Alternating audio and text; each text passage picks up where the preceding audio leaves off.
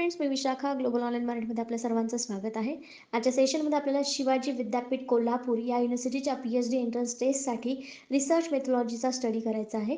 या स्टडी प्रिपरेशनमध्ये आपण MCQ through concept clear करत आहोत, ज्या तुम्हाला एक्झामसाठी खूप हेल्पफुल ठरणार आहे. ज्याचं हे आजचं आपलं चौथं लेक्चर आहे. So let's start with the session. Session start करण्यापूर्वी एक इम्पॉर्टंट सूचना किंवा संधी आहे त्या स्टुडंटसाठी जे स्टुडंट्स यावर्षीची एक्झाम टार्गेट करतायत पेड एक्झाम. एक्झामची डेट अजून आलेली नाही आहे. एक्झाम डेट येईपर्यंत आपल्याला प्रिपरेशन करायचं आहे. 10 तारखेपर्यंत तुम्हाला रजिस्ट्रेशनचा टाईम आहे. सो ज्यांना रजिस्ट्रेशन करायचं आहे त्यांनी पटकन रजिस्ट्रेशन करून घ्या आणि प्रिपरेशनला स्टार्ट करा. पण या प्रिपरेशनला आम्ही तुम्हाला हेल्प करू शकतो. तर कसं? तर स्पेशल रिसर्च मेथोडॉलॉजीवरती एक फुल कोर्स आम्ही घेऊन आलो आहोत. ज्या फुल कोर्समध्ये आम्ही तुम्हाला देणार आहोत full syllabus mock test, full syllabus notes, live lectures and 1500 plus MCQ PDF फक्त ₹699 आणि या कोर्सला जॉईन करण्यासाठी फक्त इकडे दिलेल्या व्हॉट्सअप नंबरला मेसेज करा आणि लगेचच कोर्सला जॉईन व्हा आणि प्रिपरेशनला स्टार्ट करा. सुरू करूयाच्या प्रश्नांना. पहिला प्रश्न आहे, which of the following is true about sampling? खालीलपैकी कोणते नमुनाबद्दल खरे आहे? जेव्हा आपल्याला रिसर्च करायचा असतो त्या रिसर्चमध्ये आपण सॅम्पल्स निवडत असतो, नमुना निवडत असतो एखाद्या विषयावरती आपल्याला जेव्हा रिसर्च करायचा असतो तेव्हा, आणि त्यावरून जो आपल्याला डेटा मिळतो त्याच्यावरती मग आपण आपलं कन्क्ल्युजन मांडत असतो आणि आपलं रिसर्च पूर्ण करत असतो. तर ते नमुना काय आहे किंवा त्याच्यातला कुठलं स्टेटमेंट हे बरोबर आहे नमुनाबद्दल ते आपल्याला सांगायचं आहे या क्वेश्चनमध्ये. ऑप्शन्स आहेत, sample is a part of population, नमुना हा लोकसंख्येचा एक भाग आहे. Sampling saves time, money and energy, नमुना घेण्याचे वेळ, पैसा आणि ऊर्जा वाचवते नमुना घेतल्याने. Sampling helps in estimating sampling error, सॅम्पलिंगमुळे सॅम्पलिंग त्रुटीचा अंदाज घेण्यात मदत होते. D all of the above, वरील सर्व. तर नमुना का घेतात म्हणजे त्याच्यावरून आपल्याला पुढची गोष्ट डेटा मिळवण्यासाठी सॅम्पल्स का घेतात, तर तो एक लोकसंख्येचा भाग असतो. बरोबर आहे, कारण आपण लोकसंख्येमधूनच एखादे वेगवेगळे सॅम्पल्स घेतो. कुठलाही विषय निवडतो आपण तेव्हा लोकसंख्येमधलाच एक भाग घेतो. म्हणजे sample is a part of population हे स्टेटमेंट बरोबर आहे. B, sampling saves time, money and energy, B सुद्धा बरोबर आहे, कारण एखादा सॅम्पल जेव्हा आपण घेतो तेव्हा आपल्याला 10 सॅम्पल्स सेम तशाच घेण्याची गरज नसते. सॅम्पल म्हणजेच एक गोष्ट की 10 पैकी एक घ्यायचं, 10 जेव्हा सेम असतात त्यातला एक घ्यायचं, चेक करायचं, मग त्या बाकीचं पण त्याच्यावरचं कन्क्ल्युजन आहे ते सेम लागू होणार बाकीच्या 9 जणांना. म्हणजेच इथं आपला टाईम वाचतोय. 10 जणांचा माहिती घेण्याच्या ऐवजी एका जणाची माहिती घेतली तर तिथे आपला टाईम वाचतोय, मनी वाचतोय, एनर्जी वाचते. म्हणजे बी स्टेटमेंट देखील बरोबर आहे. C, sampling helps in estimating sampling errors, sample म्हणजे आधीच्या ज्या चुका झालेल्या आहेत त्या त्रुटी टाळण्यासाठी सॅम्पल्स आपल्याला मदत करतात, किंवा जे चूक होणार आहे पुढे त्याच्याबद्दल अंदाज येण्यासाठी आपल्याला सॅम्पल्स मदत करतात. हे पण स्टेटमेंट बरोबर आहे. मग आपल्या इथं करेक्ट आन्सर कुठला येणार? तिन्ही स्टेटमेंट खरे आहेत सॅम्पलिंगबद्दल किंवा नमुन्याबद्दल. मग आपलं करेक्ट आन्सर इथे येणार आहे D all of the above, वरील सर्व स्टेटमेंट्स जे आहेत ती सॅम्पलिंगबद्दल खरी आहेत किंवा नमुन्याबद्दल खरी आहेत. Sampling is a process used in statistical analysis in which a predetermined number of observations are taken from the larger population.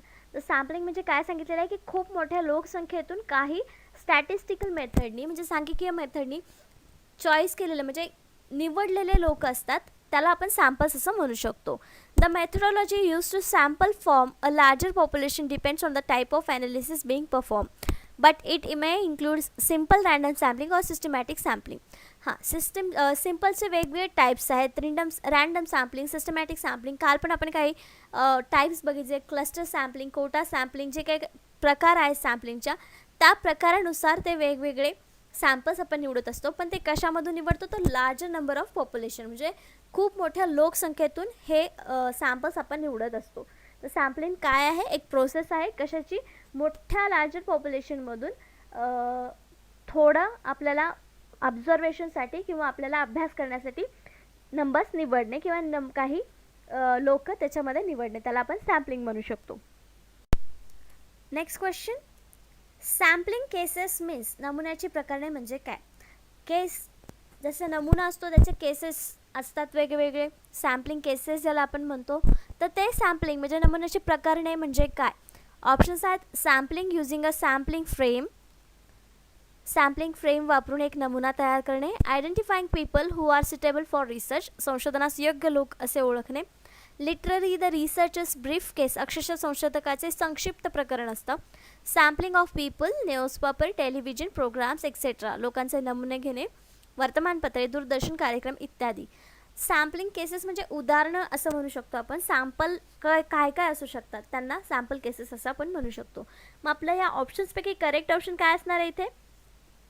D, sampling of people, newspaper, television programmes etcetera. These are the sampling cases. नमुन्याची प्रकरण आहेत किंवा उदाहरणं आहेत असं आपण म्हणू शकतो. म्हणून आपलं करेक्ट आन्सर तर डी आलेलं आहे.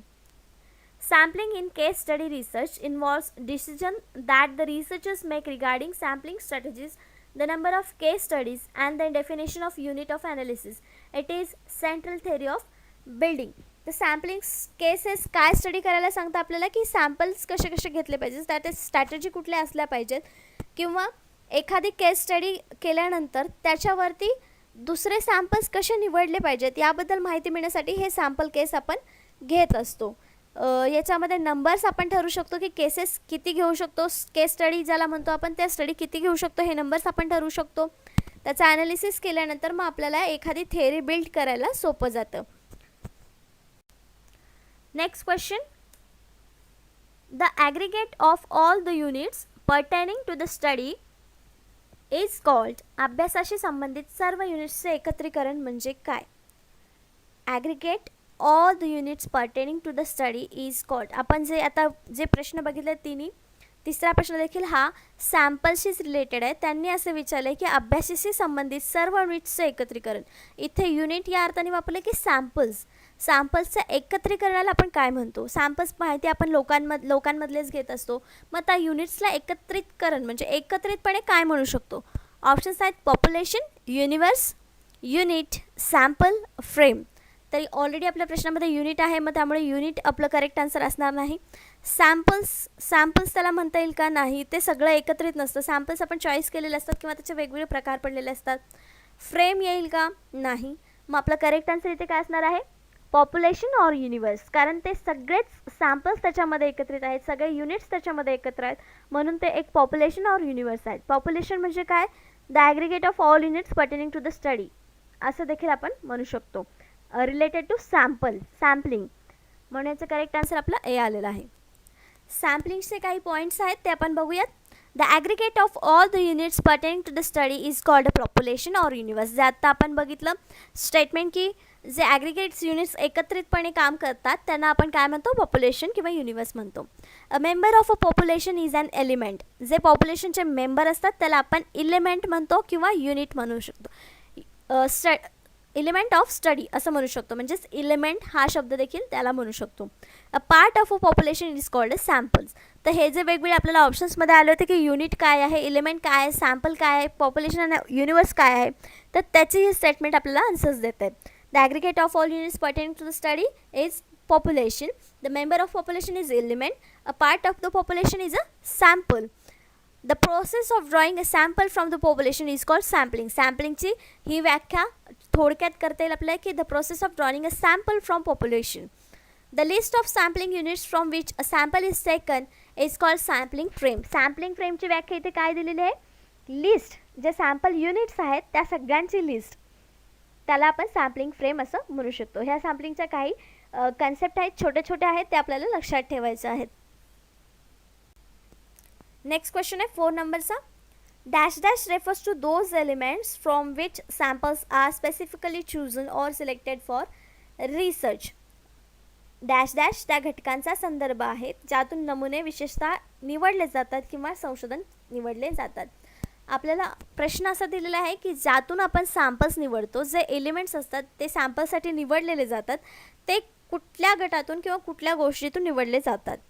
आपल्याला ऑप्शन्स दिलेले आहेत finite populations, target population, infinite population, sampling population.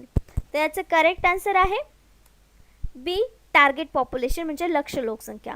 हे याचं करेक्ट आन्सर आहे, कारण आपण सगळ्याच सॅम्पल्समधून, सगळ्या पॉप्युलेशनमधून आपण रिसर्च करत नाही. आपण रिसर्च करताना एक स्पेसिफिक टार्गेट पॉप्युलेशन बघतो आणि त्यातून मग सॅम्पल्स निवडतो.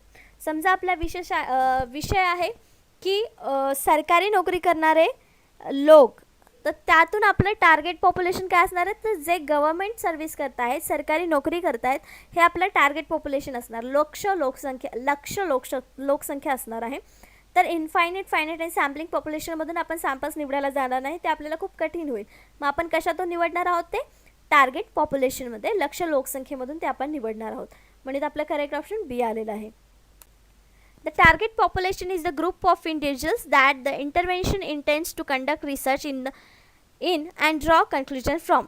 In cost effectiveness analysis, characteristics of target population and any subgroups should be described clearly. मग टार्गेट पॉप्युलेशन काय जे मी सांगितलं तेच तिथे सांगितलेलं आहे की जो आपण विषय निवडलेला आहे ते आपल्याला कन्क्लुजन त्याच्यावरती मिळण्यासाठी त्या विषयाशी रिलेटेड जे लोक आहेत त्याला आपण टार्गेट पॉप्युलेशन असं म्हणू शकतो. Example of target population are companies' customer base, the population of particular country, the student at a particular university or a tenant of housing association. हे वेगवेगळे एक्झाम्पल दिलेले आहेत टार्गेट पॉप्युलेशनचं. जेव्हा आपण कस्टमरशी रिलेटेड काहीतरी रिसर्च करत असू तेव्हा आपलं टार्गेट पॉप्युलेशन असणार आहे कंपनीज कस्टमर बेस. त्यानंतर the population of particular country, एखाद्या कंट्रीचं आपण जेव्हा रिसर्च करणार असेल तेव्हा पॉप्युलर कंट्रीचे पॉप्युलेशन जे आहे ते आपलं पॉप्युलेशन टार्गेट असणार आहे. नंतर the student at a particular university, एखाद्या युनिव्हर्सिटीचं जेव्हा आपण रिसर्च करणार असेल तेव्हा आपला टार्गेट पॉप्युलेशन हे त्या पर्टिक्युलर युनिव्हर्सिटीचे स्टुडंट्स असणार आहेत. अशा प्रकारचं एक्झाम्पल आपण देऊ शकतो टार्गेट पॉप्युलेशनसाठी. नेक्स्ट क्वेश्चन आहे 5th नंबरचा. अ member of population is called, लोकसंख्येच्या सदस्याला असे म्हणतात. मग अशी आपण सॅम्पलिंगच्या एक्सप्लेनेशनमध्ये सॅम्पलिंगविषयी क्वेश्चन होता आपला, त्याच्यामध्ये आपण सॅम्पलिंगचे छोटे छोटे कन्सेप्ट बघितल्या होत्या. त्यामध्ये ही लाईन हे स्टेटमेंट सेम जसंच्या तसं होतं. अ member of a population is called dash dash. तर आपले ऑप्शन्स आहेत एलिमेंट्स घटक, डेटा, फॅमिली कुटुंब, ग्रुप गट. त्याचं करेक्ट आन्सर आहे ए एलिमेंट्स घटक. अ member of a population is called element. Elements sampling or direct element sampling is a sampling method whereby every unit, that is person, organization, group, company etc. has an equal chance of being selected to be included in a research sample. तर जेव्हा आपण sample म्हणून element निवडतो तेव्हा त्याच्यामध्ये पर्सनचं नाव असू शकतं, organisation असू शकतं, ग्रुप असू शकतं किंवा कंपनी असू शकते. यापैकी काही असू शकतं एलिमेंट सॅम्पलिंगमध्ये. तर आपलं जे स्टेटमेंट होतं की जे सॅम्पल्स असतात, पॉप्युलेशन असतात, त्यांना आपण एलिमेंट्स म्हणू शकतो. मग इथे आपलं करेक्ट आन्सर एलिमेंट आहे. नेक्स्ट क्वेश्चन आहे 6 नंबरचा. The population to be sampled is divided into units which are known as. नमुने घेण्याची लोकसंख्या युनिट्समध्ये विभागली गेली आहे त्याला असे म्हणून ओळखले जाते. आपण नमुने जेव्हा घेतो तेव्हा काही युनिट्समध्ये त्याची विभागणी करतो आणि एखादं युनिट मग आपल्याला रिसर्चसाठी आपण घेतो, त्याला काय म्हणतात? Options sampling frame, sampling error, sampling gap, sampling units. त्याचं करेक्ट आन्सर आहे डी सॅम्पलिंग युनिट्स. आपल्याला क्वेश्चनमध्येच आन्सर विचारेल डिवायडेड इंटू युनिट्स, त्याला काय म्हणतात, सॅम्पलिंग युनिट्सला काय म्हणतात असं विचारलेलं आहे. Sorry, the population to be सॅम्पल्ड, जे पॉप्युलेशन सॅम्पल म्हणून आपण घेणार आहे, जे युनिटमध्ये डिवाईड झालेले आहेत त्यांना काय म्हणणार आहे. क्वेश्चनमध्येच आन्सर आपल्याला मिळालं की सॅम्पलिंग युनिट्स असं त्याला म्हणतात. म्हणजे करेक्ट आन्सर आपल्याला जे मिळालेलं आहे ते आहे D. In the context of market research, a sampling unit is an individual person. Sampling unit कशाला म्हणतात तर individual personला म्हणतात. In the context of market research, sampling units are taken from entire population. Sample units कशातून घेतो आपण तर जे सर्व लोकसंख्या आहे त्याच्यातून आपण sampling units निवडत असतो. Such as a country, customer database or region and put into a smaller group to form a research sample. Research sample मिळवण्यासाठी आपण त्याचे वेगवेगळे विभाग करतो, डिव्हिजन करतो, सबग्रुप्स करतो आणि त्याला मग आपण सॅम्पलिंग युनिट्स असं म्हणतो. This groups of unit is then use to research, analyse, draw conclusion on it. हे युनिट्स मग नंतर आपण रिसर्चसाठी पुढे घेतो आणि नंतर त्याच्यावरती विश्लेषण करतो, ऑब्झर्वेशन करतो आणि मग त्यातून एक कन्क्लुजन आपण काढतो जो आपल्याला रिसर्चमध्ये काढायचा आहे किंवा जे आपल्या रिसर्चचा हायपोथिसिस आहे ते क्लिअर करणं किंवा त्याच्यावरती काय कन्क्लुजन निघते हे क्लिअर करणं, हे नंतरची प्रोसेस होते जेव्हा आपण युनिट्सला डिवाईड करून मग एखादं युनिट आपण आपल्या स्टडीसाठी चॉईस करतो तेव्हा. नेक्स्ट क्वेश्चन आहे 7th नंबरचा. Which of the following are steps in sampling process. सॅम्पलिंग प्रक्रियेत खालीलपैकी कोणती पायरी आहे. ऑप्शन्स आहेत डिफायनिंग टार्गेट पॉप्युलेशन, लक्ष्य लोकसंख्या परिभाषित करणे, selecting and identifying the sample method, नमुना पद्धत निवडणे आणि ओळखणे, चूजिंग सॅम्पलिंग फ्रेम निवडणे आणि D all of the above वरील सर्व. तर सॅम्पलिंग प्रक्रियेत कुठली पायरी आवश्यक आहे किंवा कोणती पायरी आहे हे आपल्याला सांगायचं आहे. तर यामध्ये तिन्ही जे ऑप्शन्स आपल्याला दिलेले आहेत ए बी सी ते तिन्ही ऑप्शन्स आपल्याला आवश्यक असतात सॅम्पलिंग निवडण्यासाठी किंवा सॅम्पलिंग प्रक्रियेमध्ये. मग इथं आपलं करेक्ट आन्सर काय येणार आहे? D, all of the above, वरील सर्व या सॅम्पलिंगच्या पायऱ्या आहेत किंवा सॅम्पलिंग प्रोसेसच्या पायऱ्या आहेत. That is defining target population, कारण टार्गेट पॉप्युलेशन निवडल्यानंतरच आपण मग ॲनालिसिससाठी किंवा इन्फॉर्मेशन घेण्यासाठी त्यांना निवडू शकतो. त्याच्यानंतर आपण selecting and identifying sample method निवडणं ही तेवढंच गरजेचं असतं. कुठली मेथड निवडायची आहे ती ओळखणं, की कुठली सॅम्पल मेथड इथे योग्य असेल किंवा त्यातून आपल्याला योग्य कन्क्लुजन मिळेल ते पण तितकंच महत्त्वाचं असतं. म्हणून याचाही समावेश आपल्याला सॅम्पलिंग प्रक्रियेत करावा लागतो. आणि सॅम्पलिंग फ्रेम निवडणं हे तर सगळ्यात महत्त्वाचंच आहे. त्यामुळे ह्या तिन्ही ज्या स्टेटमेंट्स आहेत किंवा तिन्ही ज्या पायऱ्या आहेत त्या आवश्यक आहेत सॅम्पलिंग प्रक्रियेमध्ये. आपण बघूया स्टेप्स इन सॅम्पलिंग प्रोसेस, म्हणजे सॅम्पलिंग प्रोसेसच्या काय स्टेप आहेत, पायऱ्या आहेत ते थोडक्यात बघूया. डिफायनिंग द टार्गेट पॉप्युलेशन, सर्वात पहिले आपल्याला टार्गेट पॉप्युलेशन ठरवायचं आहे. आपला जो विषय आहे त्या विषयाला अनुसरून किंवा आपल्या विषयाशी सुसंगत असं पॉप्युलेशन आपल्याला निवडायचं आहे. जसं की आपण एक विषय निवडला आहे की आर्ट्स या फॅकल्टीमध्ये स्टडी करणारे स्टुडंट्स, तेव्हा मग आपण कुठले टार्गेट पॉप्युलेशन करतो, तर जे स्टुडंट्स आर्ट विषय घेऊन अभ्यास करत आहेत किंवा त्यांची डिग्री करत आहेत, तर ते आपलं टार्गेट पॉप्युलेशन असणार. नंतर स्पेसिफाईंग द सॅम्पलिंग फ्रेम, मग सॅम्पलिंग फ्रेम निवडावी लागेल की आपल्याला कोणत्या फ्रेममध्ये पॉप्युलेशनचं निवड करायची आहे. त्यानंतर स्पेसिफाईंग द सॅम्पलिंग युनिट्स, मग युनिट्स वेगळे करायचे आहेत आपल्याला.